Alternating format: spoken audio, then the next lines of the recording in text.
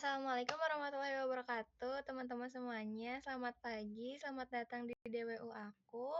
Hari ini bakalan bahas Reot 04. Nah, Reot 04 ini udah available di webnya Alter juga ya, kalau nggak salah kalian bisa ngerjain juga. Dan kalau misalnya belum ngerjain juga nggak apa-apa, kita bahas aja. English breakfast guys, ini English breakfast. Oke, kita langsung saja.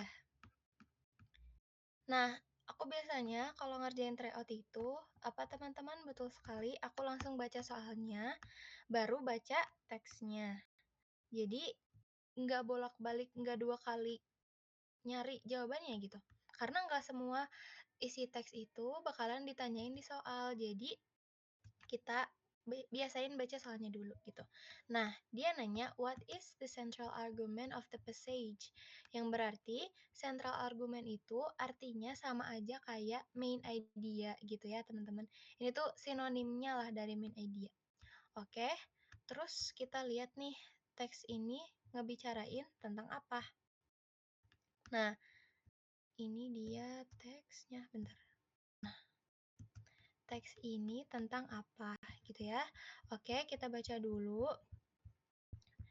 The American housing market in 2025 remains a paradox, despite the Federal Reserve's aggressive interest rate hikes aimed at cooling inflation, which have pushed mortgage rates to two-decade hikes. Home prices have failed to come down in a meaningful way. Oke, jadi segitu dulu. Bentar, itu artinya apa? Jadi itu tuh artinya pasar perumahan Amerika di tahun 2025 itu masih jadi sebuah paradoks. Nah, meskipun Federal Reserve-nya itu menaikkan suku bunga secara agresif gitu ya, untuk apa? Untuk menekan inflasi yang menyebabkan suku bunga itu hipotek. Suku bunga hipotek itu mencapai level tertinggi dalam 2 dekade. Jadi harga rumahnya tuh tidak turun secara signifikan. Jadi ini ngebahas soal rumah ya guys. Rumah dan inflasi di Amerika gitu. Oke.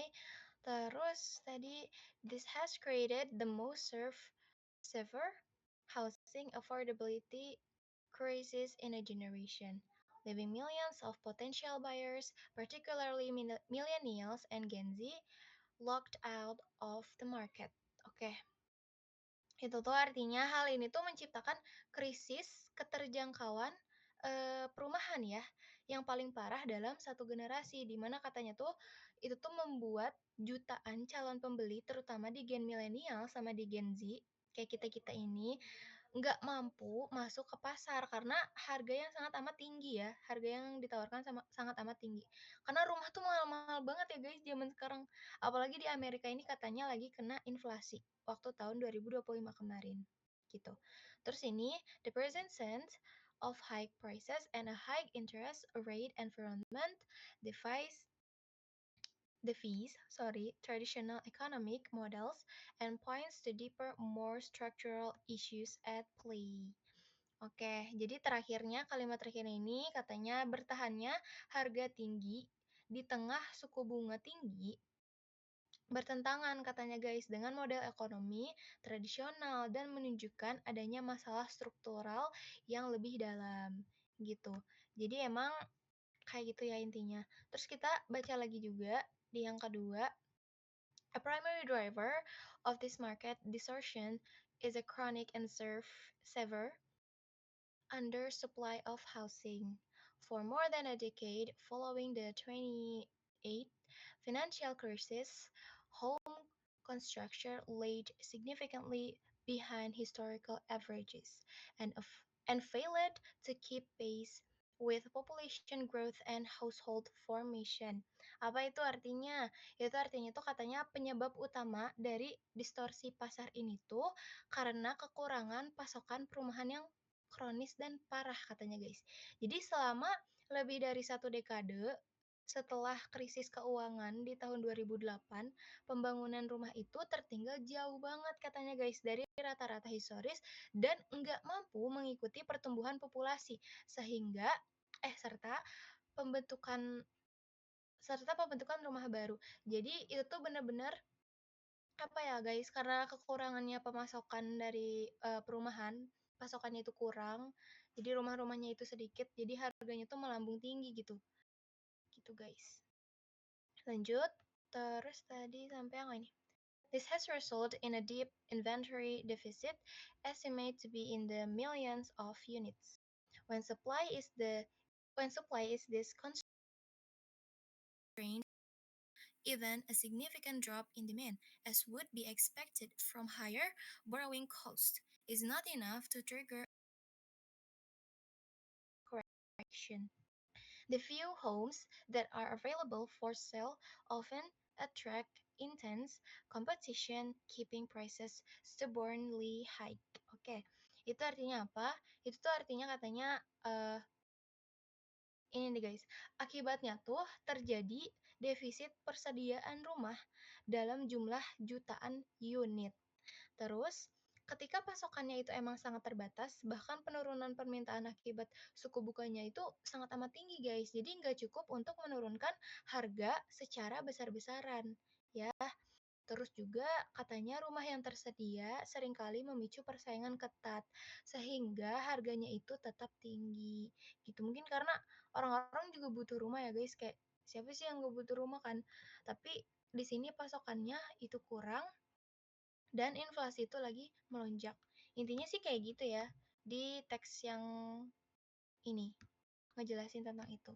Oke, sebenarnya kalau baca beberapa paragraf dengan singkat kayak langsung baca sekilas juga itu mungkin akan bisa nangkep kalau misalnya kalian udah sering baca teks panjang kayak gini. Tapi saran aku kalau misalnya kalian belum yang nangkap-nangkap banget, belum bisa tek banget gitu. Nah, kalian coba baca dulu aja sampai beres gitu. Kalau misalnya emang waktunya masih panjang. Tapi harus diperhatiin juga sama opsinya. Oke, nomor satu, opsi yang dulu kali ya. Opsi yang dulu. Jadi itu ya guys, inti dari teks yang pertama ini emang krisis perumahan di Amerika Serikat itu tuh sangat amat kompleks dan disebabkan oleh banyak faktor struktural gitu ya teman-teman. Terutama kekurangan pasokan rumah tadi yang sudah aku sebutkan. Terus juga tadi sempat disebutin di paragraf ketiga atau keempat, aku lupa.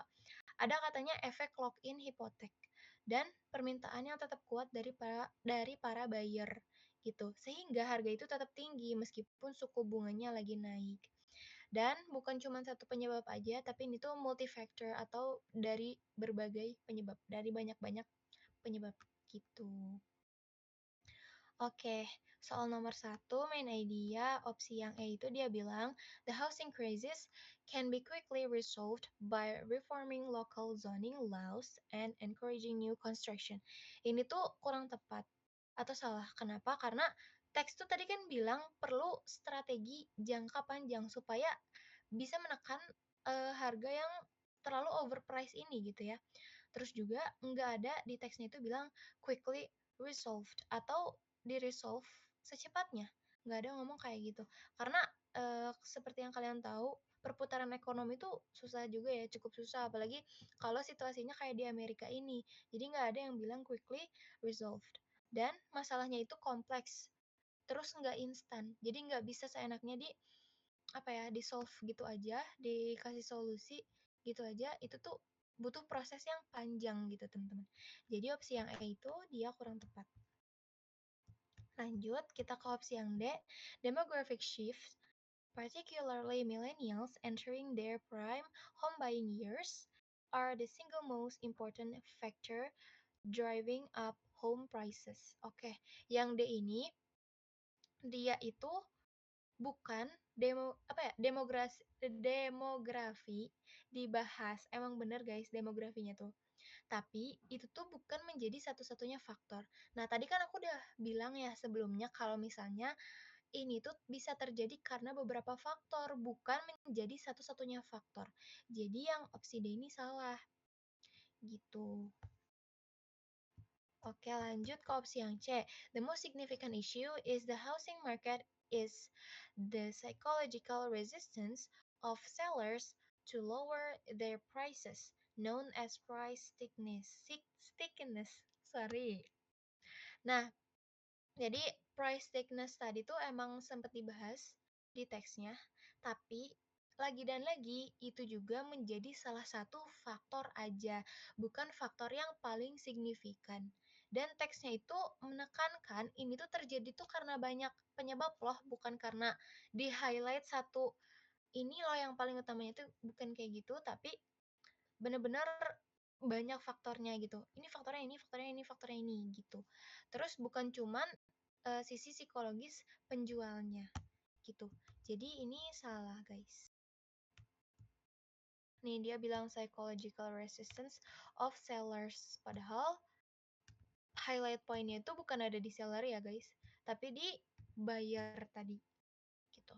Terus yang B, the Federal Reserve's policy of raising interest rates has been the primary cause of the current housing crisis. Yang B ini juga dia kurang tepat, karena kurang tepatnya itu teksnya tuh nggak bilang Fed itu tuh sebagai penyebab utamanya, guys. Justru suku bunga naik itu tuh diharapkan menurunkan harganya. Jadi biar harganya itu turun. Tapi ternyata malah nggak berhasil. Karena apa? Karena faktor struktural tadi. Jadi Fed itu bukan penyebab utama krisisnya itu sendiri. Malah nggak efektif gitu dalam mengatasi itu. Gitu. Jadi ini kurang tepat juga. Ya udah deh, kalau misalnya yang lain kurang tepat, yang opsi A ini yang paling tepat. Aduh, salah. Nah, yang opsi A ini paling tepat. Oke, coba kita baca dulu. Katanya, the US housing affordability crisis is a multifaceted problem caused by a severe supply shortage. The mortgage tuh dia juga bahasnya tuh macam-macam di sini, guys. Katanya tuh karena pemasokan yang rendah nih, supply shortage. Terus the mortgage rate lock-in effect, terus juga persistent demand which keeps prices high despite rising interest rates. Dimana itu benar-benar dijelasin faktor-faktor yang ngebuat harga rumah di Amerika Serikat itu bisa mahal. Itu jadi ini udah paling tepat. Oke, kita next ke nomor yang kedua. What is author's tone? Nah, author's attitude atau author's tone ini tuh pasti kalian juga gak akan asing karena ini pasti akan selalu muncul di UTBK, bakal selalu ditanyain gitu ya. Jadi, dan ini soalnya gampang juga guys dikerjainnya kalau misalnya kalian udah ngerti dan udah paham sama teksnya gitu. Jadi ini nanya tone-nya itu apa gitu ya. Oke, kita lihat ke opsi yang A, sarcastic and dismissive. Ini tuh sebenarnya kurang tepat karena nggak ada yang mengejek atau sarkas gitu ya terhadap si teksnya atau sikap penulisnya ke teksnya itu nggak ada sarkas sama sekali atau dismissive atau meremehkan gitu nggak ada ya guys. Jadi ini terlalu terlalu kasar gitu ya bisa dibilang. Jadi ini kurang tepat gitu. Terus opsi yang B, optimistic and hopeful. Ini tone-nya tuh berarti ngarahnya ke positif ya. Padahal si teksnya itu nggak bilang kalau dia tuh selalu optimis. Malahan si penulisnya tuh menunjukkan agak khawatir. Khawatirnya akan apa? Akan krisis berat dan sulit itu. Jadi harga rumah makin naik, suku bunganya makin naik, terus juga pembeli itu makin banyak, kayak ada aja pembeli yang mau beli rumah. Jadi meskipun harganya tinggi, ya tetap bakalan dibeli-beli aja gitu guys, karena ya demi kebutuhan itu sendiri gitu. Jadi opsi yang B itu kurang tepat. Terus yang C, neutral and detached. Oke, neutral and detached. Penulisnya tuh kan emang objektif ya. Tadi disertai oleh fakta. Terus dia nggak asal ngomong, nggak asal nulis sesuatu, tapi based on true story, based on fact di Amerika Serikat tahun 2025. Tapi guys, kalian harus ingat di sini tuh dia lebih menekankan ada kekhawatiran. Seperti yang aku bilang tadi, khawatir karena harga rumahnya makin naik, guys. Jadi kalau misalnya dia fully neutral, kalau neutral itu kan gak ada reaksi positif, gak ada reaksi negatif. Reaksi nggak tuh kayak kimia aja. Pokoknya nggak ada yang gimana-gimana guys, ya udah mau nyampein informasi aja gitu. Sedangkan di sini ada nada-nada khawatirnya, jadi dia kurang tepat juga. Terus yang D, analytical and concern. Ini udah bener banget. Kenapa? Karena aku udah mention khawatir-khawatir terus ya guys. Soalnya emang itu yang paling bener-bener kelihatan dan itu yang paling menonjol gitu. Ya nggak sih? Selama kalian dengar tadi, ketika aku bacain teksnya juga bener-bener penulisnya tuh emang menganalisis faktor ekonomi secara sistematis juga. Dan nadanya tuh menunjukkan kekhawatiran banget terhadap apa? Terhadap krisis keterjangkauan pemasukan rumah ini. Jadi ini yang udah paling tepat. Dan yang terakhir, confused and uncertain, itu tuh salah karena penulis itu nggak menunjukkan kebingungan dia sama sekali. Justru dia tuh sangat amat sistematis guys, kayak ini loh awal mulanya tuh kayak gini, terus beberapa faktornya tuh kayak gini, dan itu yang membuat dia khawatir gitu. Jadi jelas semuanya tuh guys, nggak ada uncertain atau keraguan atau kebingungan, confused, kebingungan gitu. Jadi salah juga. Oke lanjut, di kalian KBB nge-lag nggak? Oh iya guys, agak nge-lag. Sepi banget. Iya ya, kalau DWU pagi kayak suka sepi gitu guys biasanya. Nggak apa-apa. Ini aku nyobain sekali-sekali DWU pagi karena aku belum pernah DWU pagi, guys. Aman, oke. Aku aman sih, oke. Aman kok, oke. Next ya.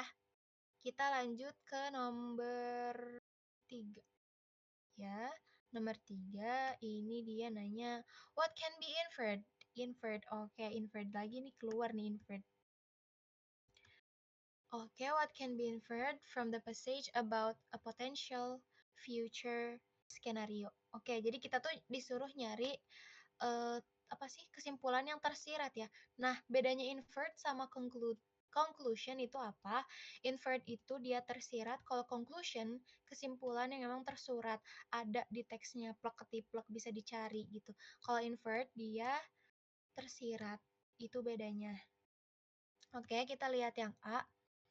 If the Federal Reserve lowers interest rates, the housing supply will immediately and significantly increase.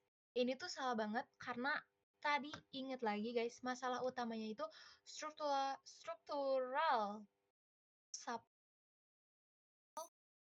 apa shortage, pemasukan yang dikit, yang rendah banget. Itu tuh faktor struktural katanya. Sejak tahun berapa tadi disebutin, dari 2008 ya guys. Terus supply-nya itu emang kurang karena pembangunan rumahnya itu tertinggal sejak lama guys, dari lama, tertinggal lama gitu. Terus bukan karena bunga tinggi aja. Jadi turunnya bunga bukan berarti otomatis supply-nya itu naik guys. Jadi supply-nya itu emang tergantung apa? Pembangunan sama kebijakan zoningnya itu sendiri gitu. Jadi ini terlalu overclaim yang opsi A ini. Jadi langsung aja coret. Terus B, a major economic downturn leading the widespread job losses might be one of the few events that could force a substantial decrease in home prices. Nah, yang B ini dia sebenarnya ini paling logis guys, jujur. Kenapa? Karena teksnya itu kan tadi mention harga itu tetap bakalan tinggi meskipun bunga lagi naik, ya. Dan seller itu nggak mau menurunkan harga karena udah supply-nya dikit nih ya, jarang supply rumahnya. Terus dijual dengan harga rendah tuh jadi gak mungkin guys, karena langka dan orang-orang pasti butuh, banyak yang mau juga beli rumah gitu. Mereka itu tadi sempat bilang wait out downturns if they are not forced to sell gitu. Jadi kapan sih orang forced to sell? Kapan sih orang terpaksa menjual rumah-rumahnya itu? Kapan? Saat ada krisis besar atau kehilangan pekerjaan, guys. Biasanya orang-orang di Amerika Serikat itu yang secara di teks ya yang tadi ya, itu bakalan ngejual rumahnya kalau mereka lagi ngalamin krisis besar. Entah itu lagi kesulitan di bidang ekonomi, entah itu sedang punya masalah atau apapun itu, pokoknya sedang terjadi krisis besar atau kehilangan pekerjaan yang dimana mereka lagi butuh uang banget, baru mereka menjual rumahnya gitu. Selain daripada itu, rumah itu bakalan tetap dipertahankan karena buat investment juga nggak sih guys? Jadi ini paling tepat banget gitu. Ya, Ini juga nggak ada di teks, guys. Maksudnya si apa ya, si opsi ini, kalimat ini nggak plek-ketiplek di teks. Balik lagi inferred itu tersirat. Jadi kalian sendiri yang harus merangkai kata-kata, kira-kira ini pas nggak sama teksnya gitu. Terus kita lanjut lagi ke yang opsi C. The rental market is likely to become more affordable. Ini salah banget, dari kata-kata more affordable aja dia udah salah karena guys, more affordable. Nggak ada yang affordable kan karena harga rumah itu lagi tinggi-tingginya guys. Malah dibilang affordable di sini. Jadi ini salah. Terus yang D, millennials will probably lose interest in buying homes if the market does not improve soon. Ini juga salah. Ini salah banget. Kenapa salahnya? Karena millennials itu enggak lost interest. Di teks itu mereka tuh bilangnya, katanya mereka menciptakan persistent demand. Jadi mereka tuh tetap apa ya, fluor for demand gitu guys. Jadi nggak ada tanda kehilangan minat. Apalagi millennials pun pasti butuh rumah ya guys. Jadi ya itu salah, nggak tepat. Dan yang terakhir yang E, yang A itu bilang the housing supply deficit is a recent problem that emerged only after the pandemic. Ini yang E juga kurang tepat karena supply deficit baru muncul setelah pandemi katanya. Padahal di teks itu bilang dia tuh mulainya dari 2008. Nah, pandemi besar-besarannya itu terjadi ketika 2025 di mana lagi tinggi-tingginya lah, kayak krisisnya tuh benar-benar susah nyari rumah itu waktu 2025. Dan supply defisitnya itu udah muncul dari semenjak 2008 gitu. Jadi yang ini salah. Lanjut nomor 4. According to the passage, what is the lock-in effect that contributes to the housing supply shortage? Oke. Lock-in. Ini beberapa kali di-mention ya kata-kata lock-in ini. Aku mau lock-in belajar ah. Nah, dari situ kan kayak udah kelihatan ya, maksudnya intinya itu apa gitu. Itu kan kelihatan ya, guys. Login itu artinya apa. Nah, kalau kita lihat lagi di teks login, kita lihat dulu nih opsi yang Oh, enggak. Kita harus ngejelasin dulu. Jadi guys, nih di teks itu pernah dijelaskan kalau katanya tuh existing homeowners refinance at rates below 3%. Selling means giving up that low rate, therefore they don't want to sell, katanya. Jadi itu tuh inti dari si login-nya tuh. Ya, kita lihat dulu yang A. Dia bilang apa? Dia bilang katanya local zoning laws have locked in a permanent shortage of available land for new construction. Itu tuh yang A itu, ingat ya, zoning laws mengunci lahan katanya. Padahal itu tuh dibahas di solusinya. Itu tuh masuk ke solusi. Bukan sebagai divisi dari login itu sendiri, guys. Jadi ini salah. Ini salah. Terus yang B, sellers are locked into high asking prices because they are psychologically resistant to lowering them. Nah, ini yang B itu juga kurang tepat karena ingat ya, ini tuh katanya sellers locked into high prices karena psikologis. Ini tuh masuknya ke apa? Price stickiness tadi, beda konsep. Jadi dia bahasnya price stickiness ternyata ya, sedangkan di soal itu dia nanyain soal lock-in. Jadi nggak nyambung. OOT ya ini, out of topic. Jadi salah. Terus yang C, existing homeowners are reluctant to sell because they would have to exchange their very low mortgage rates for much higher new ones. Nah, yang C ini yang paling betul, paling tepat, karena ini persis banget sesuai sama definisi yang ada di teks. Jadi lock-in itu apa sih? Lock-in itu kayak terkunci di mortgage dengan rate yang sangat rendah gitu ya, guys. Jadi ini yang paling betul. Itu yang opsi C. Gitu. Terus yang opsi D itu kenapa salah? Karena opsi yang D itu dia bilang young buyers are locked out of the market. Ini ini tuh salah logout, yung buyers logout. Ini tuh dampak krisisnya, guys. Ini sebagai dampaknya, bukan sebagai pengertian login. Dan yang terakhir, ya udah berarti dia otomatis salah. Salahnya kenapa? Karena dia bilang high rent lock-in. Itu fenomena di rental marketnya ya guys ya. Jadi bukan lock-in, pengertian lock-in gitu. Jadi ini salah. Ini di rent demand for rentals high rent gitu. Jadi itu salah. Lanjut ini yang third gini ya guys, yang third gini dia oke. Oke, kita baca dulu. What was the main reason Bazi B Arjun's strategy was successful? Oke, kita fokus ke Bazi B. Bazi B ada di mana? Nah, Bazi B ada di sini. Nah, kalau pertanyaan-pertanyaan kayak gini yang thirds ini lebih gampang lagi guys karena langsung di kotak-kotakin gitu loh si apa ya? Si pertanyaannya. Jadi kita bisa langsung nyari aja, udah yang ini berarti. Nah, Basibi Arjun dia bilang apa? Dia bilang, my problem was keeping meals because of work. Katanya problemnya dia itu adalah keeping meals atau melewatkan makan ya guys ya, nunda-nunda makan, lewatin makan gitu aja. Enggak sih, bukan nunda tapi skipping. Skipping itu dilewatkan, meals itu makanan. I'd starve all day, then eat everything at night. Jadi dia tuh biasanya ngebiarin diri dia kelaparan dalam sepanjang hari itu, tapi dia bakalan makan semuanya,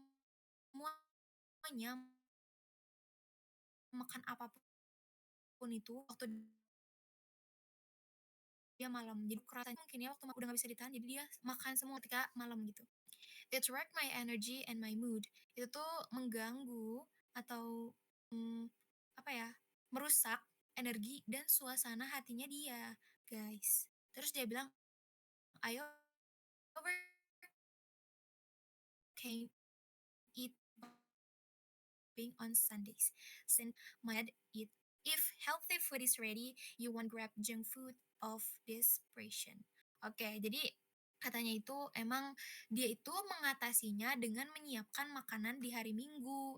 Jadi dia tuh ada kotak bekal di mana itu tuh berisi nasi, sayur, sama protein gitu. Jadi tips dari dia katanya rencanakan sebelumnya guys. Karena kalau misalnya makanan sehat udah ready, udah siap, kamu tuh nggak bakal kepikiran buat ngambil junk food. Kamu nggak bakal kepikiran guys, kamu nggak bakal ngambil junk food gitu. Ya katanya. Jadi makanan sehat itu harus dipersiapkan. Biar mood kali ya gitu, kata Arjun. Oke, di sini ya udah guys, ini paling gampang banget ini, ketebak banget. Nah, ya udah berarti jawabannya itu yang mana guys? Betul banget yang C.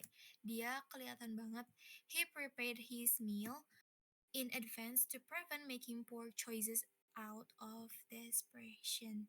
Ini yang paling betul karena meal prep itu mencegah pilihan buruk ya guys. Karena lapar tuh biasanya udah marah. Kalian gitu gak sih? Ada gak sih yang kalau misalnya lapar terus kalian moodnya jadi jelek, marah-marah gitu. Jadi kayak, aduh ini enggak banget deh gitu. Jadi gitu intinya guys. Saya, iya kan pernah. Jadi dari Arjun tuh kayak gitu. Nah kalau udah yang kelihatan mencolok kayak gini, ya udah guys dipilih aja. Berarti itu yang paling bener karena ini pasti jawabannya plekat tiplek gitu. Bibu nanti ACC pertemananku boleh Cim, boleh Cim. Atau enggak kamu nanya nanya dulu aja biar gak tenggelam. Soalnya kalau nanya tuh kalau ngechat pertanyaannya langsung ke atas kan. Jadi friends-nya itu langsung bisa aku ACC. Gitu Cim. Tapi ini bisa langsung diklik gak sih? Oh bisa. Udah Cim, udah Cim. Lanjut. Gitu guys. Terus juga ya udah, berarti kalau udah nemu jawaban C yang paling betul, ya udah yang lain salah guys. Gitu. Tapi guys ya inget ya, bukan paling panjang, bukan paling bener. Jadi nggak nggak selalu nggak melulu jawaban paling panjang itu jawaban yang paling betul ya guys. Back again, gimana konteksnya juga. Tuh. Karena aku kemarin kita ingat kan guys, kita kemarin, apa sih, bahas apa ya, bahas yang Day One juga kan. Itu itu kebuktiin banget guys kalau misalnya yang paling panjang tuh belum tentu betul gitu.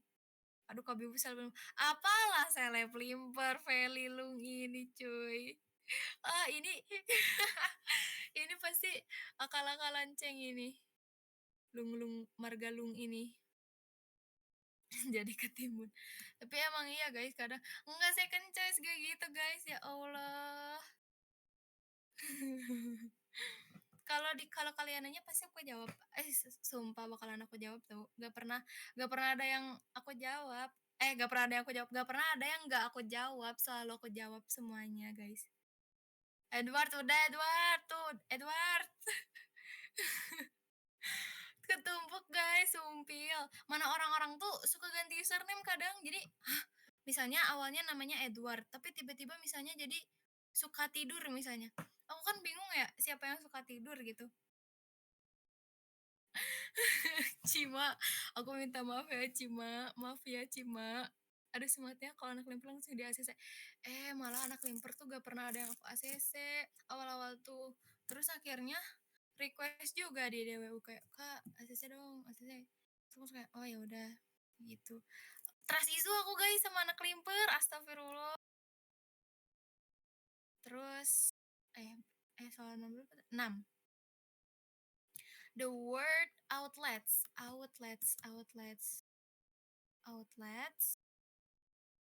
as used di emotional eater Sofia.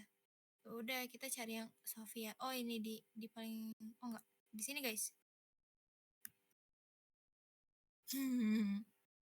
Ini ya lanjut ya. Ntar ya. Maaf guys, sumpah maaf banget. Bukan bermaksud guys. Ya Allah. Yang fallback juga aku langsung fallback kan. Yang follow juga aku langsung follow kan. Waktu itu, aduh. Tapi sekarang udah diaktif guys IG-nya. Ntar lah aktif lagi buat buat apa ya? Buat abis SNBT aja. Biar gak distraksi. Gitu. Terus ini emotional eater Sofia. I ate whenever I was stressed, sad, or even bored. Jadi dia tuh makan ketika dia lagi stres, sedih, ataupun bosen gitu. Bosen ngapain nih ngemil gitu kan biasanya. Terus dia bilang, food became comfort but also guilt. Oke, jadi katanya tuh makanan itu apa ya? Makanan itu jadi pelarian. Comfort di sini tuh maksudnya tuh pelarian dia ya. Sekaligus sumber rasa bersalahnya dia. Ayo loh, siapa di sini yang dijadiin pelarian? Sama nih kayak Sofia ke makanannya. Terus yang membantu adalah apa nih? Artinya ini nih. What helped? Yang membantu what helped adalah journaling katanya and finding other outlets. Dan nyari cara-cara lainnya kayak walking, jalan, terus calling a friend, terus ngobrol sama teman-temannya gitu ya. Even just drinking tea gitu ya. Bahkan cuman sekedar minum teh aja. Tips dari dia, pause before eating and ask, am I hungry or just feeling something? Ini deep ya. Coba deh katanya berhenti sejenak sebelum kalian makan dan tanya ke diri kalian sendiri, kalian tuh bener-bener lapar atau cuman pengen sesuatu aja sih? Asik. Ini deep guys. Kalian bener-bener mau atau cuman pengen aja? Itu intinya ya. Terus dia bilang lagi, iya, intinya gitu. Dan pertanyaan itu tuh katanya emang menyelamatkan dia berkali-kali gitu ya. Sini bilang that question saved me many times. Begitu. Jadi dia nanya outlets. Ini mah udah ini guys, udah ketebak banget outlets apa coba tadi guys yang perhatiin jawabannya. Finding other outlets tadi kayak contohnya walking, calling a friend, terus drinking tea katanya. Jadi apa? Ya betul, outlet itu kayak alternatif lainnya. Dimana kan tadi katanya contohnya itu jalan, terus juga apa tuh tadi, ketemu teman-teman ngobrol sama teman-teman, terus juga sekadar minum teh, itu kan cara supaya dia enggak makan terus-terusan kan, gitu. Karena makan berlebihan pun menurut Sofia ini katanya kurang baik gitu intinya. Jadi ya udah guys, yang paling betul yang D, gitu. Kalau ketemu yang ini, berarti yang lain salah. Feelings, sadness or stress enggak. Arti arti outlets itu sendiri bukan arti yang ini. Gitu.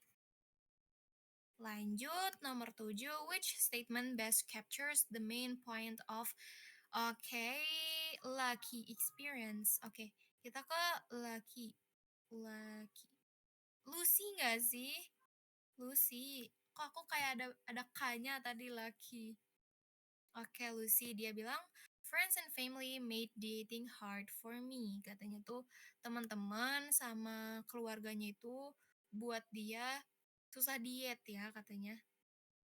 Terus dia bilang, every gathering had every gathering had pizza, cake, or fried food, and I felt guilty saying no. Jadi setiap pertemuan, setiap dia ketemu sama teman-teman, keluarganya selalu ada pizza, ada cake, ada fried food atau goreng-gorengan yang dimana tuh dia ngerasa bersalah kalau misalnya saying no atau nolak gitu ya. Padahal nggak apa-apa ya, Lucy.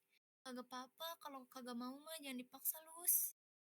Terus dia bilang lagi, I learned to eat smaller portions instead of avoiding everything. Jadi dia tuh nyoba buat makan dikit, dikit aja katanya porsinya daripada enggak sama sekali gitu loh.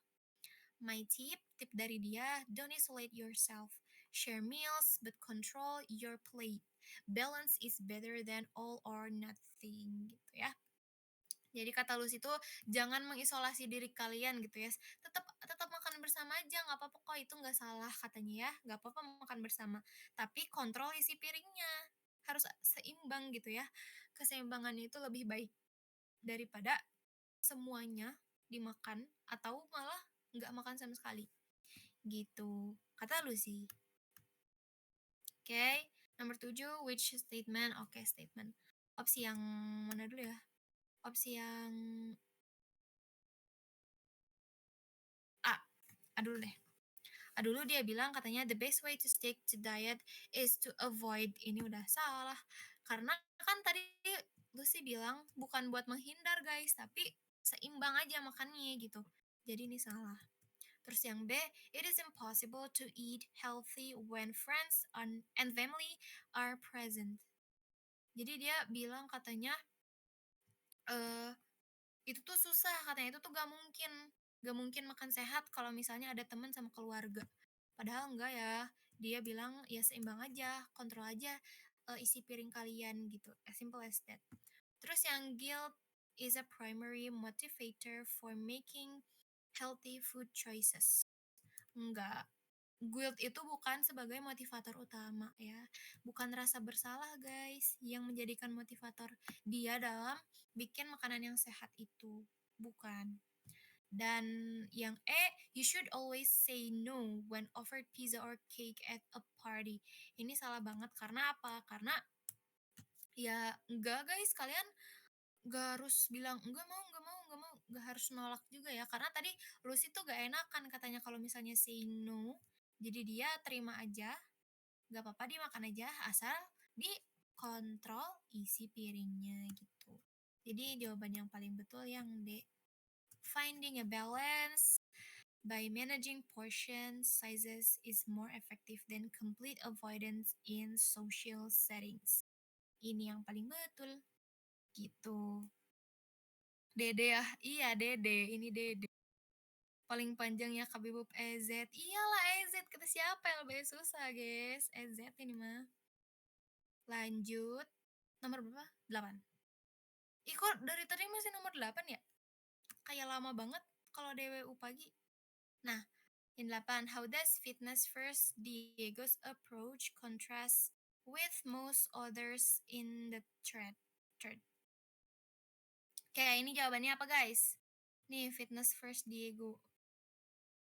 Nih, Katanya, "I used to think dieting alone would fix everything." Katanya dia mikir kalau diet, itu sendiri bakalan merubah semuanya ya.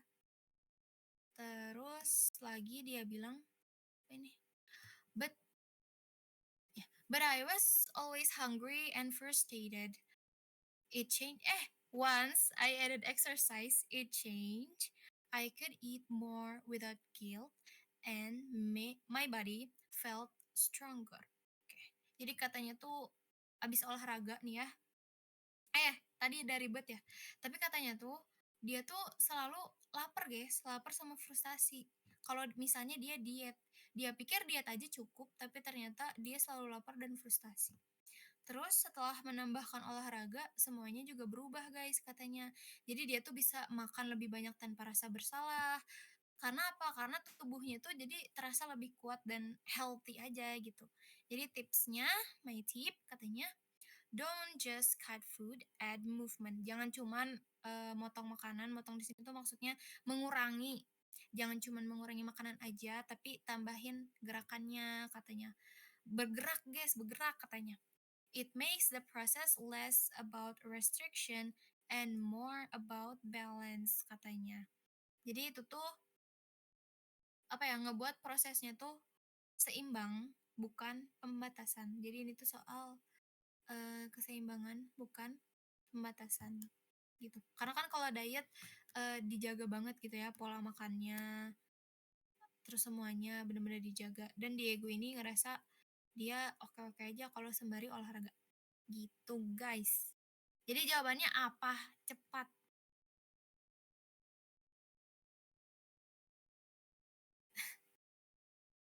Ayo, ayo. Serius, paling panjang lagi? Aduh, kelihatan banget ya. Zuzur.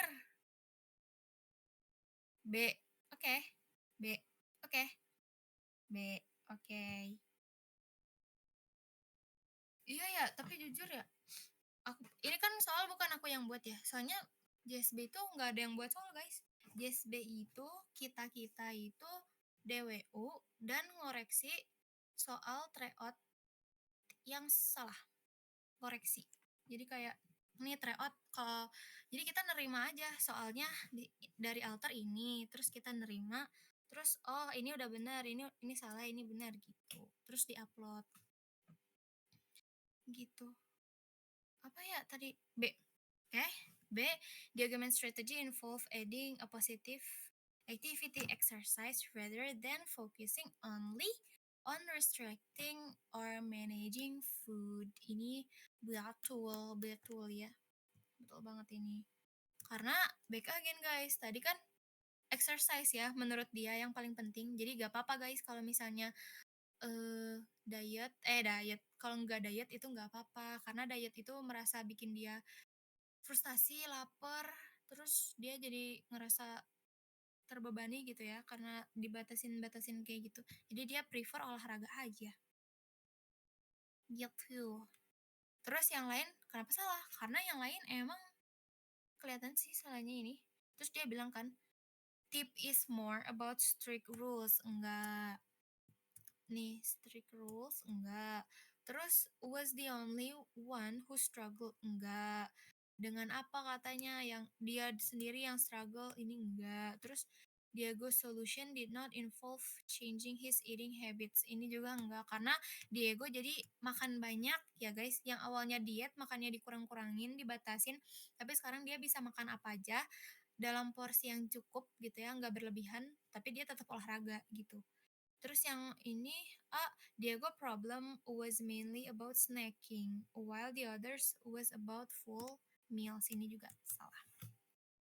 Gitu, lanjut ke nomor 9. What do experience of snack attack Joel and Busy B. Arjun? Oke, kita tadi kan udah baca yang Busy B. Arjun. Sekarang kita baca yang Joel. Nih. Nah, ini dua bisa nih, dua. Nah, terus busy. Joel dia bilang snacking was my downfall katanya. Makanan ringan, snacking, makan makanan ringan, ngemil. Ngemil tuh katanya kelemahan dia, guys. Nah, Chips, cookies, random bites between meals. I didn't even notice how much I ate. Chips, keripik gitu ya, cookies, terus random bites, ya gigitan yang dia gak sadar gitu ya. Terus itu tuh bikin dia gak sadar seberapa banyak dia udah makan itu gitu guys.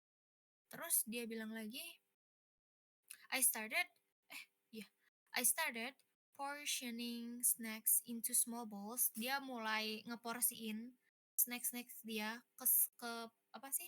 Ke tempat yang kecil gitu ya.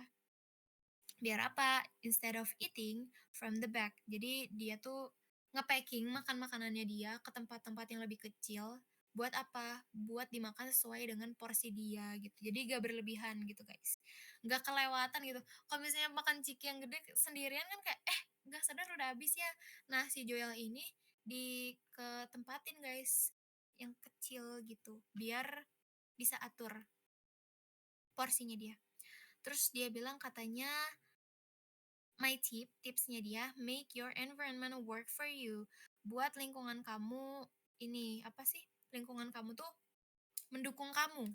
Mendukung kenapa? Karena kalau misalnya junk food itu tidak mudah dijangkau, kamu tuh nggak kamu bakalan makan lebih sedikit katanya. Ya kan? Kalau misalnya di rumah kalian gak ada junk food, ya udah kalian bakalan makan lebih sedikit karena mau beli juga kadang mager, kadang apa gitu kan. Jadi ini efektif katanya bagi Joel gitu. Sedangkan tadi yang Arjun BZB dia bilang di kotak bekal ya yang isinya tuh nasi sayur sama apa tadi? Pokoknya di kotak bekalin gitu. Oh ini ada kalimatnya di atas. Nasi, sayur sama protein gitu. Di kotak bekalin juga. Ya udah intinya gitu ya, kotak bekal sama yang Joel tadi ya udah dimasukin ke kotak yang lebih kecil. Inti-intinya sama aja kayak dimasukin ke kotak-kotaknya mereka ya, guys. Diporsiin gitu loh. Nah, oke, berarti opsi yang A, their solution relied heavily on studying a new exercise routine. Oke, ini salah karena dia udah kelihatan kali lah ini kagak tepat ya bang. Dia salah banget. Dia tuh nggak menghindari secara blah, salah ya. Karena Joel itu kan aturan lingkungannya tuh jadi aduh kenapa sih jadi beli loh. Jadi ke mangkok kecil. Tadi Arjun ke meal prep. Jadi dua-duanya tuh mengatur sistemnya mereka. Opsi yang A ini enggak tentang olahraga, enggak tentang exercise doang, guys. Jadi poinnya tuh ada di situ, di kotak-kotak makannya mereka itu, bukan di exercise. Exercise. Jadi ini salah. Gitu. Terus yang B, they both solve their problems by addressing emotional triggers katanya. Terus yang B itu Joel ini salah ya, soalnya Joel itu bukan soal emotional triggers. Sedangkan di sini dia bilangnya they both. Jadi salah. Kalau emotional triggers tadi siapa? Tadi si Arjun aja. Iya Arjun Bizibi aja Arjun. Kenapa? Karena dia ngerasa frustasi sama lapar mulu katanya.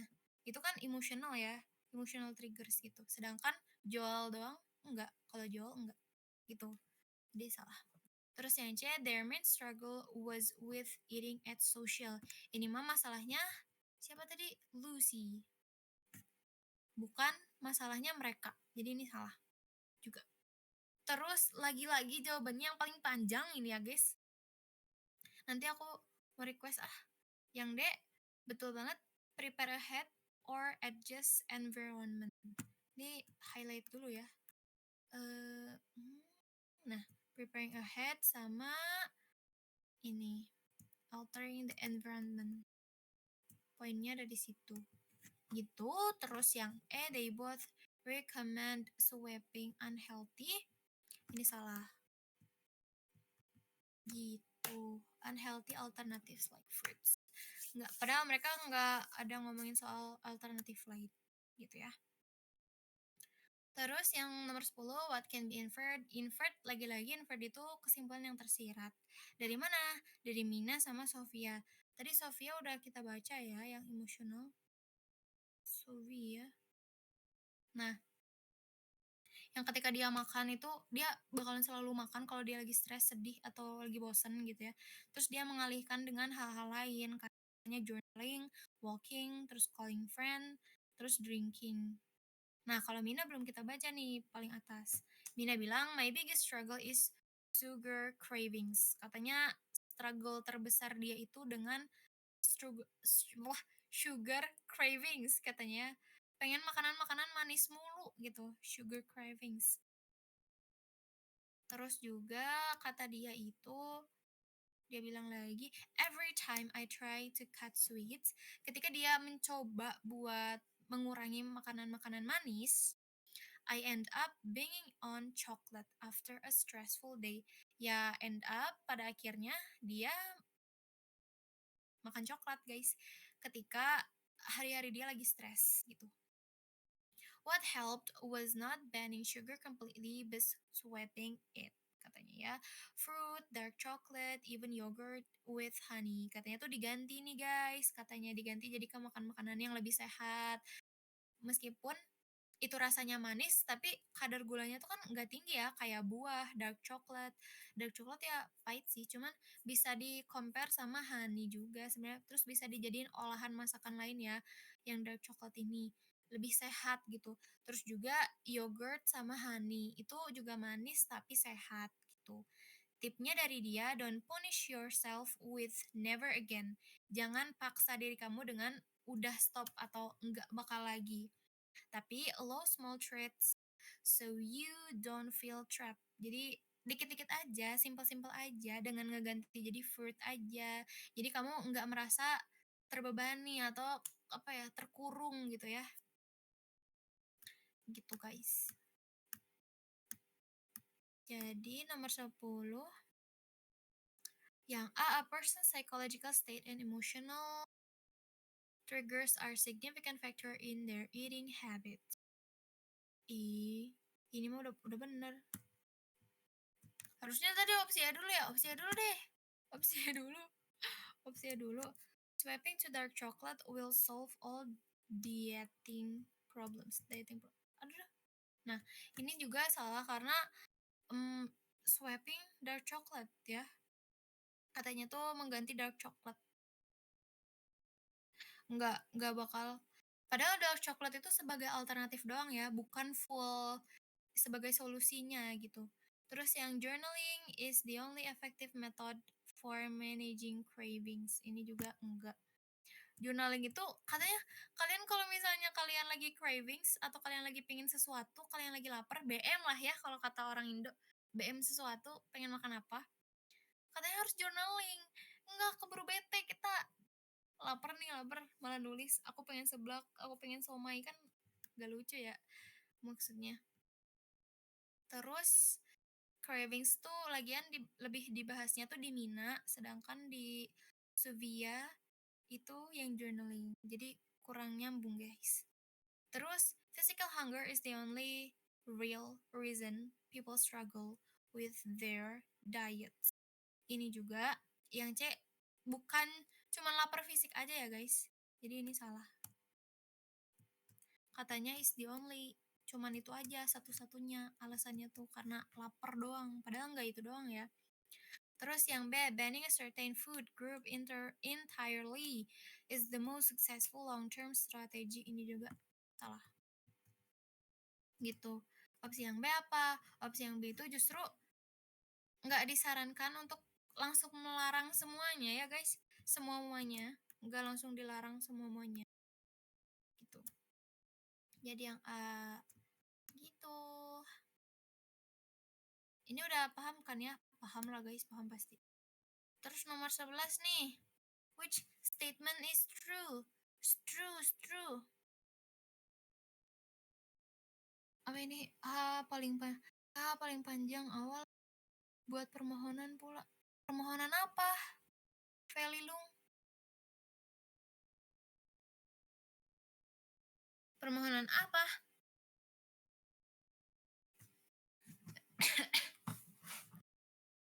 Yang tadi Kak Bibu lanjut aja. Ya udah 11 apa guys? Jawab guys. Gitu, yes. Nomor 11.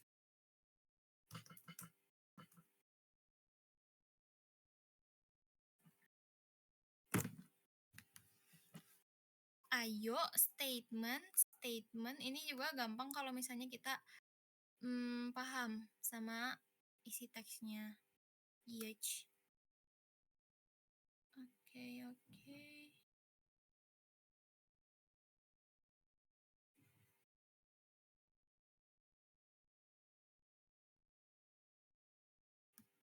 Nah, lanjut aja kali ya, dibahas aja.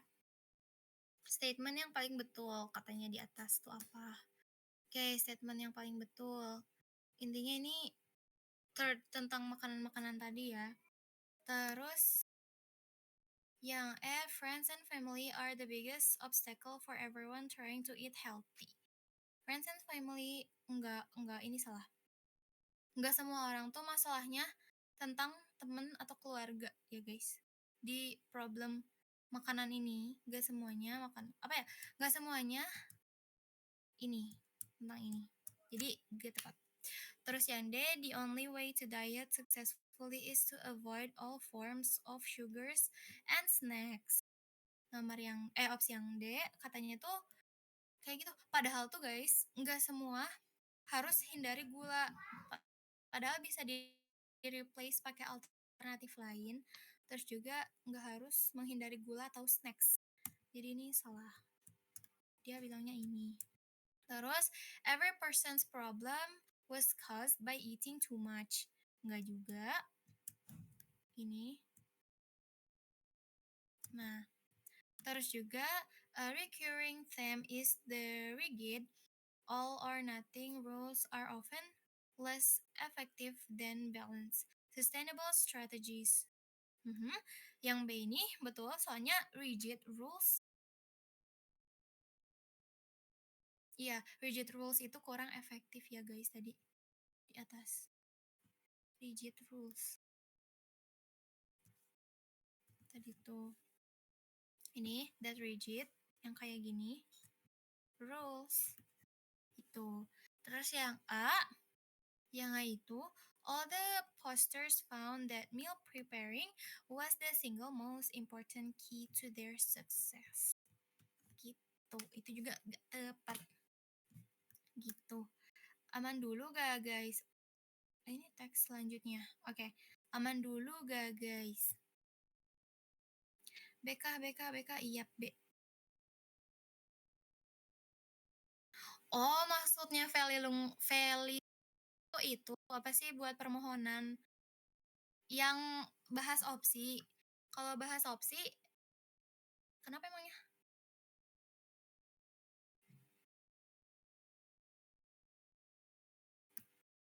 Lanjut ya guys.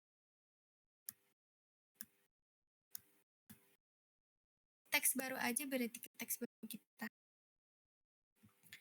Ke teks yang nah, ya teks yang ini. Kita baca dulu. Mana tadi? Oh iya iya. Belum. Kita baca yang robotik dulu. Tapi intinya guys, yang robotik ini itu tuh inti dari teksnya ini karena udah jam 11.14, artinya 15 menit lagi. Jadi aku langsung ini aja ya, singkat aja. Jadi katanya tuh robotik itu emang mengubah cara layanan kesehatan, guys. Jadi lebih aman, efisien, terus minim invasif di Mayo Clinic. Jadi robot itu emang digunakan dari ruang operasi sampai ke laboratoriumnya juga. Jadi robot itu udah bisa membantu aktivitas kita di terutama di Mayo Clinic yang di-mention di sini. Terus katanya tuh pertama bedahnya tuh jadi minim invasif. Jadi robotnya tuh membantu dokter melakukan tindakan guys. Tindakannya tuh operasi gitu ya, berupa operasi.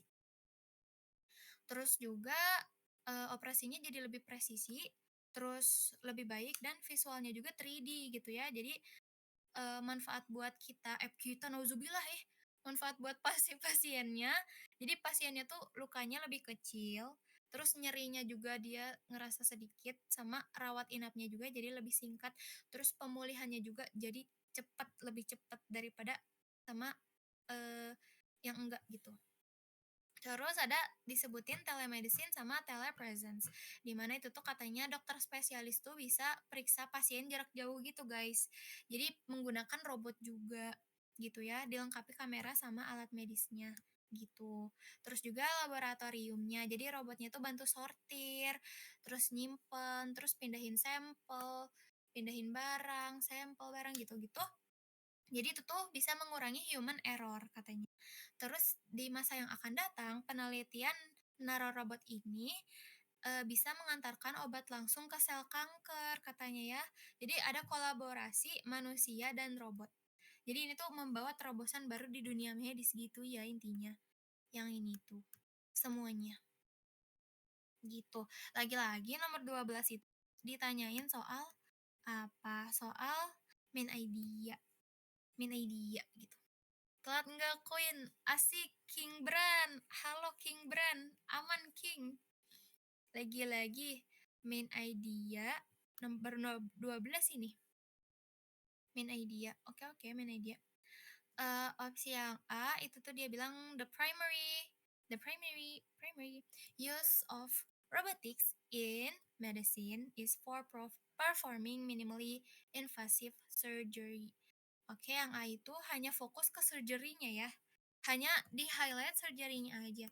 Ini, ini the primary use. Aduh, aduh, aduh, aduh. Ini the primary use. Dia cuman fokusnya ke surgery-nya aja. Padahal tadi kan udah aku sebutin manfaatnya itu banyak, kecanggihannya itu banyak. Gak cuman ke soal operasi aja gitu. Terus yang B, dia bilang apa? Yang B, dia bilang robotics is being integrated into various area of healthcare, improving precision, terus akses dan efisiensinya. Ini yang betul. Kenapa? Karena kan tadi berbagai macam area healthcare-nya itu kebantu ya, kayak contohnya tuh improving precision. Terus kalau operasi kan harus presisi ya guys, gak bisa asal-asalan.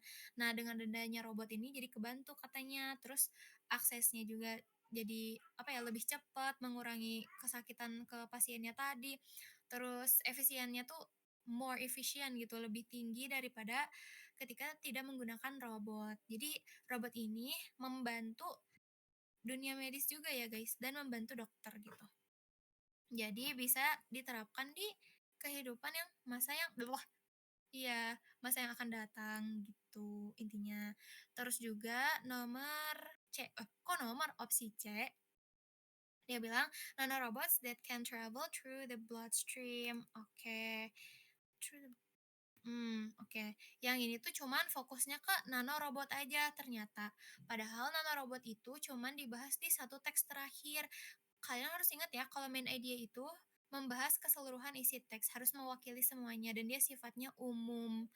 Jadi kalau yang ini dia terlalu spesifik gitu. Terus yang D, the main benefit of robotics is streamlining laboratory process. Ini juga cuman fokusnya ke lab aja, laboratory process, padahal nggak cuman di situ aja. Terus yang E, telepresence robots are the best solution for solving healthcare. Juga ini salah. Karena apa? Karena fokusnya ke telepresence aja gitu. Jadi jangan ambil opsi yang terlalu sempit. Next, which single word best describes for author's attitude toward the role of robotics in healthcare? Oke, healthcare tadi attitudes-nya itu apa? Attitude-nya itu kita lihat di sini ada skeptical. Skeptical itu salah karena dia kan nggak ada ragu-ragu sama sekali ya, kayak nggak ada, penulisnya tuh nggak ada menunjukkan takut akan inovasi robot terbaru ini, jadi itu salah. Terus yang B, critical. Yang critical juga salah karena nggak ada mengkritik sama sekali perihal robot-robot ini. Terus neutral juga salah karena nggak fully objektif, tapi dia ada sifat apa, optimistiknya. Jadi dia seneng kan tadi sama kecanggihan robot ini, jadi dia optimis kalau robot ini tuh bisa dipakai jangka panjang, bahkan di masa yang akan datang, gitu. Jadi tone-nya itu optimis. Anxious juga salah, anxious itu khawatir, cemas. Cemas ya, anxious tuh. Jadi padahal ini tuh gak ada cemas-cemasnya sama sekali, gitu. Lanjut, what can be inferred from the passage? Oke, inferred lagi. Inferred itu lagi-lagi apa guys? Inferred itu kesimpulan yang tersirat. Kalau conclusion tersurat. Oke, kita lihat yang opsi A. Opsi A itu dia bilang robots will soon replace the human. Enggak, enggak semuanya kayak gitu ya. Bahkan robot itu kan dibuatnya sama manusia.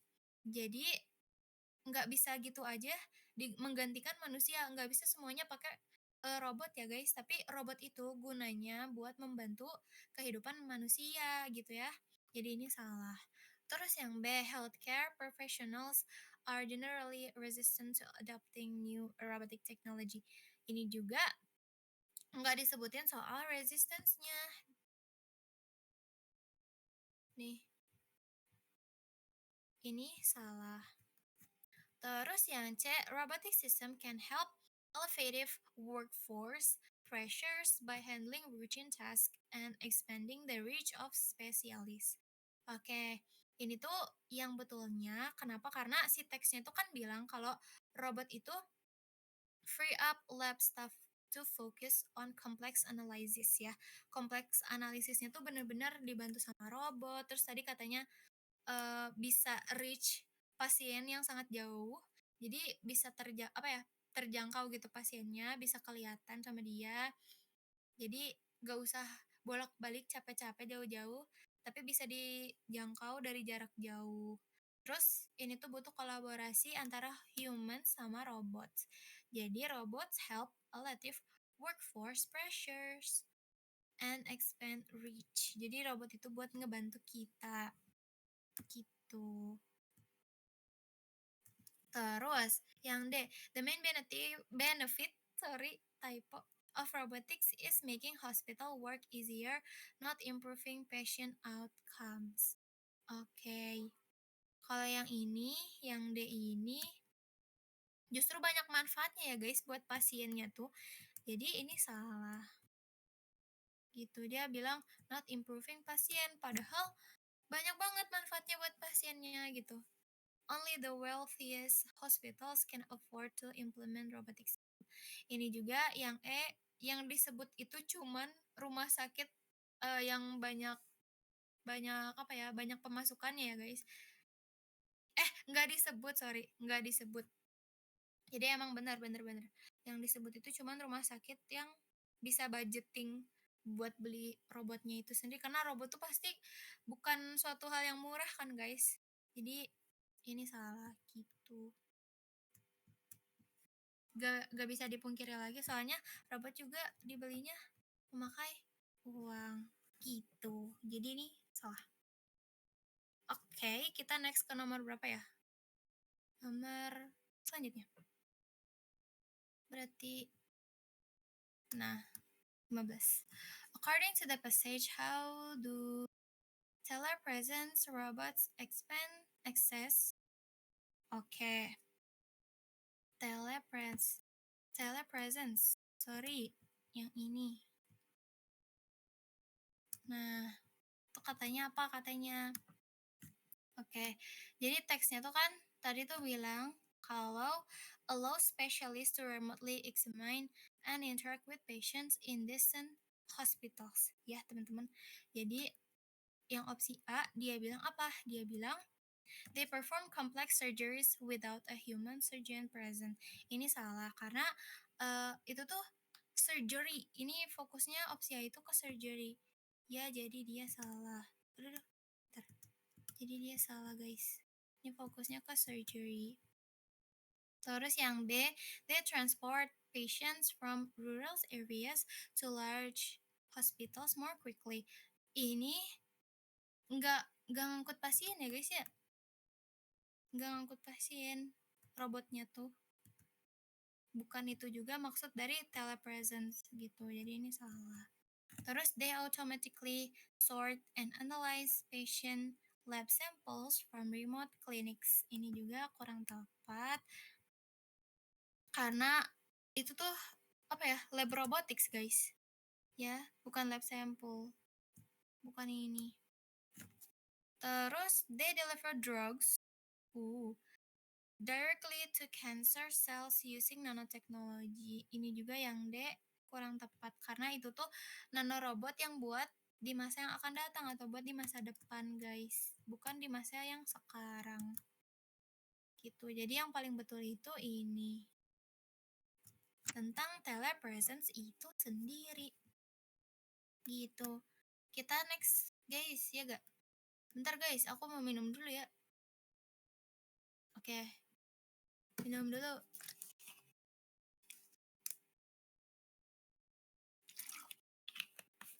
Minum, minum. Ya, guys. Suka haus aja. Oke, lanjut. Teks 1 sama teks yang kedua. Satu sama yang teks kedua. Di sini teksnya agak-agak panjang ya, guys ya. Tapi gak apa-apa. Karena nomor 16 kayak gini dong. The word gridlock in the final. Tuh, ini mah nggak usah nyari ke teks ya, guys. Langsung aja ini mah dijawab ya. Bisa ini bisa. Langsung saja dijawab bisa. Gitu. Oke. Yang ini dia bilang apa? Gridlocks. Gridlocks itu ini, guys, tadi tuh kayak apa ya? Gridlock tuh kayak stuck gitu loh, guys. Jadi kalimat kalimat panjangnya tadi di atasnya tuh the supply side of the equation remains gridlock. Jadi maksudnya tuh supply-nya itu kurang, nggak ada perubahan signifikan, terus pasarnya tuh nggak bergerak gitu. Jadi gridlock itu apa ya, kayak kayak buntu buntu nggak gerak gitu tuh. Jadi ya udah, yang paling betul yang stuck karena gak gerak artinya kayak gitu. Yang lain salah. Unpredictable ya berarti nggak bisa diprediksi, expensive juga salah, improving apalagi, shrinking juga salah gitu. Terus nomor 17, according to text 1, what is the golden handcuffs effect? Oke, teks 1 kita lihat lagi nih.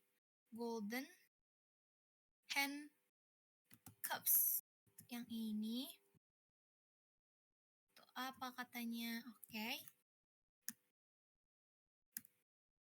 Oke, tadi kan ada kata-kata yang ini. Oke, jadi homeowners lock into mortgage rates below 3%, financial disincentive to sell. Jadi artinya tuh mereka nggak mau jual karena nggak mau, mereka nggak mau jual karena akan kehilangan bunga rendah ya, guys. Jadi intinya kayak gitu. Oke. Oh iya, ini teks 1 teks 2 itu tentang apa? Teks 1 sama teks 2 tentang krisis rumah yang tadi ya, guys. Mirip-mirip sama yang nomor awal-awal, nomor 1, nomor 2 sampai nomor 4. Yang nomor awal-awal itu mirip kayak begini. Gitu.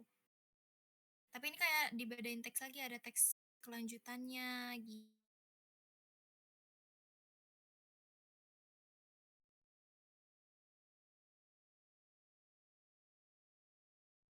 ya. Nanti the difficultly new buyers. Oke. Ini. Oke, the difficultly new buyers. Ini kurang tepat soalnya itu tuh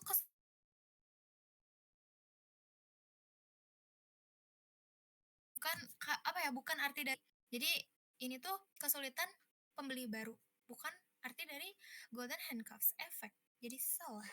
Terus yang B, the financial disincentive for current homeowners with low mortgage rates to sell their homes. Oke, ini benar. Karena tadi aku sebutin kata-katanya, kalimatnya yang ada di teks tadi, financial incentives for current homeowners. Itu yang betul. Ini kalau yang kayak gini jawabannya pasti ada di teks ya, guys, plek ketiplek. Jadi kalian kalau kurang paham bisa scroll lagi ke teksnya gitu. Terus yang C, the high property taxes that prevent people from buying their first home. Oke, ini berarti salah ya, karena gak, gak disebut pajak guys. Nih, high property taxes. Taxes itu pajak. Ini salah. The legal obligation stay there. Nggak ada kewajiban hukum ya guys. Nggak ada kewajiban hukum. The legal obligation. Itu tuh legal. Legal obligation itu kewajiban hukum. To stay their property in for a minimum number years. Jadi gak apa-apa mau nempatin berapa tahun juga gitu loh, gak ada salahnya gitu ya. Terus yang E itu ini tuh soal construction cost. Ini malah beda topik. Jadi ini OOT ya guys. Ini OOT. Jadi salah. Dia nih rising cost of constructions. Jadi dia salah. Nomor 18 lanjut. Which of the following statement is true? Yang ada di teks kedua. Oke. Teks kedua itu. Oke. Ini agak ngebut ya, guys. Nah, teks kedua itu kan tadi mentionnya itu tentang housing instability, terus chronic stress, terus fear of eviction, terus mental health impact, terus substandard housing, terus juga hospitals mulai ngelihat dampaknya. Gitu intinya. Jadi kayak solution maybe, terus kayak ada permasalahan dan ada solusinya di teks yang kedua. Terus yang opsi yang A, the prime nutrition due to family cutting back on food. Malnutrition. Nah, malnutrition itu emang disebut nih. Malnutrition itu memang sempat disebut guys, tapi it's not the answer.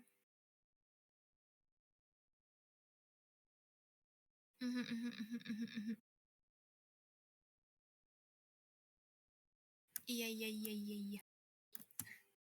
Aku kadang kayak suka bingung, ini bener gak ya, ini bener gak ya, ini bener gak ya? Gitu. Terus opsi yang B, nah ini juga salah karena sudah jadi masalah klinik dan ER ya guys. Dia bilang the effect of housing crisis. Ini. Nah, ini salah gitu. Ini tuh sudah jadi masalah klinik. Oke. Ini yang true statement gini berarti yang ada di teks juga ya guys. Jadi kalau gak ada di teks jangan dipilih gitu ya. Terus yang C, dia bilang apa? The fear of eviction is a significant factor that can negatively affect our individual's mental health. Oke, ini betul banget guys. Karena apa? Fear of eviction affects mental health. Ini bener banget. Fear of eviction itu berhubungan atau berdampak ke mental health. Ini bener-bener. Ini ada di teks yang kedua, paragraf yang agak-agak akhir ya guys. Ini benar. Benar. Terus next, substandard housing conditions pose a health risk to adults. Oke.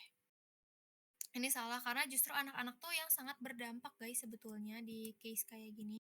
Di teks yang kedua tadi ya. Terus ya udah kalau kayak gini berarti otomatis yang E-nya salah. Kenapa bisa salah? Karena yang E itu bukan cuma stres aja guys, tapi juga kondisi rumah. Gitu. Gitu, jadi next ke nomor 19. What is the most accurate description of the relationship? Oke, kalau relationship berarti harus lihat teks 1 sama teks 2-nya itu kayak gimana. Oke. Nomor 19 itu jawab teks 1 tadi aku bilang teks 1 tadi penyebab kenapa sih ada ekonomi krisis perumahan. Terus yang teks kedua permasalahannya. Permasalahannya, dampaknya kesehatan, dampak kesehatan kita akibat krisis itu gitu. Terus ada solusinya. Solusinya tuh bukan sih kayak solusi jangka panjangnya, solusi in the future-nya. Jadi emang struktur hubungan itu cause, penyebab, dan konsekuensi. Konsekuensinya tuh apa? Kalau terjadi ini, konsekuensinya apa? Gitu. Antara teks 1 sama teks 2. Terus ya udah kalau kayak gitu, karena udah aku sebutin tadi penyebab sama konsekuensi, ya udah berarti lihat aja guys. Ini causes, yaps, sama versus ini consequence. Karena di teks yang kedua dia itu ditekenin banget Kak, terutama di rumah sakit gitu ya, atau public health, iya rumah sakit, kayak gitu-gitu. Jadi yang paling betul itu yang B. Udah deh kalau nemu yang B, yang lain salah. Itu. Karena yang lain ini terlalu aneh guys jawaban.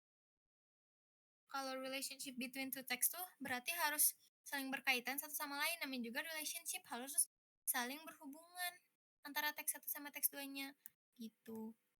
Terus terakhir nomor 20, the public health officials statement that housing is a fundamental social determinant of life, mental social determinant of health. Oke. Berarti kalimatnya tuh kayak kesehatan itu dipengaruhi faktor sosial sama ekonomi. Kayak contohnya perumahan ya guys ya. Kalau lihat dulu, kenapa opsi E nyempil? Ya udah yang nyempil dulu. Mental health conditions are determined solely by a person housing situation. Nah, ini terlalu absolute ya. Ada kata-kata solely. Solely itu terlalu kayak mentok. Udah kayak begitu. Padahal nggak cuma kayak gitu aja guys. Padahal alasannya tuh bukan satu-satunya ini. Gitu. Gak cuman karena rumah aja ya, mental health itu berdampaknya banyak gitu ya, yang bisa nge-trigger, bukan cuman karena rumah aja. Terus yang D, the government should focus on building more hospitals to combat the effects of the housing crisis. Nah, yang D itu justru nggak menyarankan bangun rumah sakit tahu guys. Ya, harusnya bangun rumah, bukan bangun rumah sakit gitu. Terus yang C, the main health benefit of stable housing comes from building strong social relationship with neighbors. Enggak karena tetangga ya, bukan karena tetangga. Terus juga yang B, oke. Yang B ini people who are already in poor health are the most likely. Oke. Yang B ini enggak membahas siapa yang lebih mungkin kena atau siapa yang lebih mungkin terdampak. Semua orang tuh bisa kena ya guys ya. Jadi bukan yang B. Itu salah. Ya udah, kalau kayak gini opsi yang paling betul yang mana? Yang A. An individual's health is significantly influenced by their social and economic environment, not just genetic or medical care. Jadi katanya itu tadi kesehatan itu bisa dipengaruhi sama faktor sosial sama ekonomi juga guys, bukan cuman genetik atau dokter. Faktor sosial ekonomi itu ya kalau misalnya itu di sini konteksnya itu perumahan gitu.